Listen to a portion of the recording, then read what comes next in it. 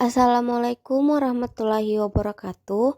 Perkenalkan, nama saya Wilona Aulia Nurmadani, NIM J1A119212 dari kelas K3 2019 dengan mata kuliah Gizi Kesehatan Masyarakat Pesisir Kepulauan.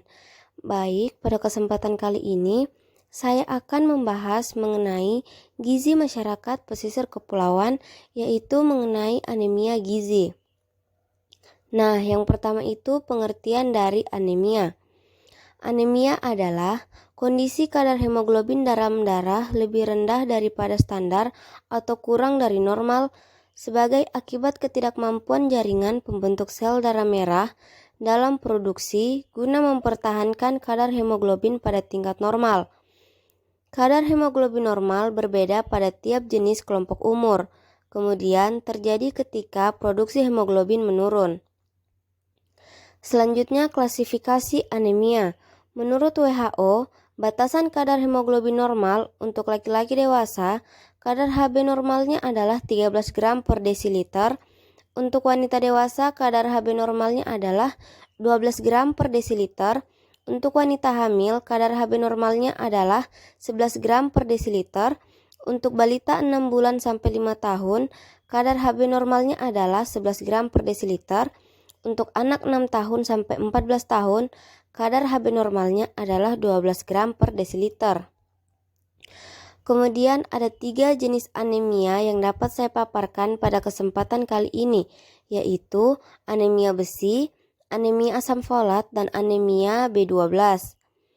Penentuan anemia menggunakan parameter Hb, akan tetapi untuk menentukan jenis anemia diperlukan pemeriksaan mikroskopis.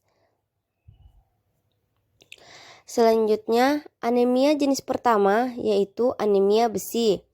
Anemia defisiensi besi adalah satu jenis anemia yang disebabkan kekurangan zat besi, sehingga terjadi penurunan jumlah sel darah merah yang sehat. Zat besi diperlukan tubuh untuk menghasilkan komponen sel darah merah yang dikenal sebagai hemoglobin.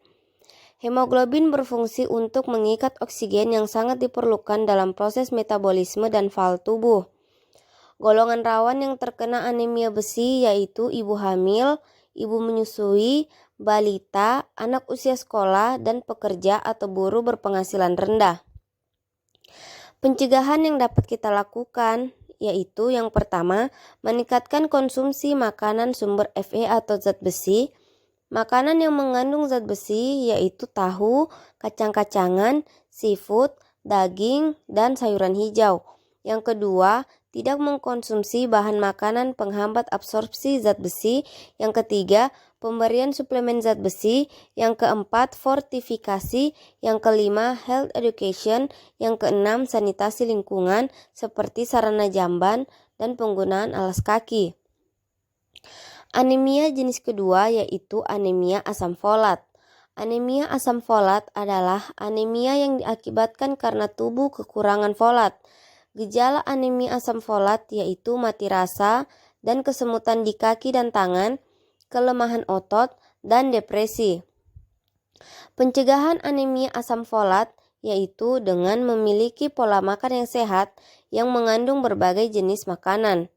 Makanan yang kaya akan asam folat meliputi sayur-sayuran berdaun hijau, kacang-kacangan, produk gandum yang diperkaya seperti roti, sereal, pasta, dan nasi, serta buah-buahan dan jus buah. Anemia jenis ketiga yaitu anemia B12. Anemia defisiensi B12 adalah penyakit darah yang langka, di mana tubuh tidak bisa memproses vitamin B12 dengan baik. Penyakit ini sering ditemukan muncul bersamaan dengan kondisi autoimun seperti penyakit tiroid autoimun, alopecia, dan vitiligo.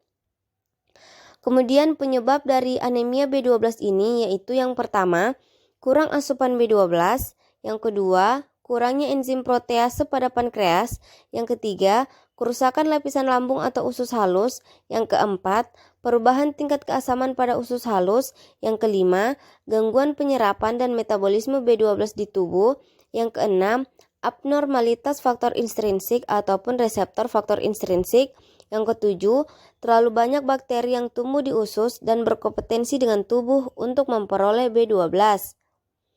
Gejala anemia B12 ini, yang pertama sesak nafas, 2 pusing, 3 kulit pucat atau kekuningan, 4 detak jantung tidak teratur, 5 penurunan berat badan, 6 mati rasa atau kesemutan pada tangan dan kaki, 7 kelemahan otot, 8 perubahan kepribadian, 9 pergerakan yang goyah, dan ke-10 linglung atau mudah lupa. Pencegahan yang dapat kita lakukan untuk anemia B12 ini yaitu yang pertama, meningkatkan asupan makanan atau minuman yang kaya vitamin B12. Makanan menjadi sumber vitamin B12 antara lain telur, daging ayam, kerang, daging, serta susu. Yang kedua, pemberian suplemen vitamin B12. Untuk tindakan pertama, dokter memberikan suplemen vitamin B12 dalam bentuk suntik.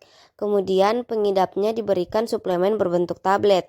Jika kondisi kekurangan vitamin 12 ini cukup parah, maka pengidapnya melakukan penyuntikan suplemen vitamin B12 secara teratur tiap bulan, yang mungkin juga bisa berlanjut hingga seumur hidup. Itulah pemaparan mengenai gizi masyarakat pesisir kepulauan tentang anemia gizi yang dapat saya sampaikan. Kurang dan lebihnya mohon dimaafkan. Wabillahi taufiq wal hidayah. Wassalamualaikum warahmatullahi wabarakatuh.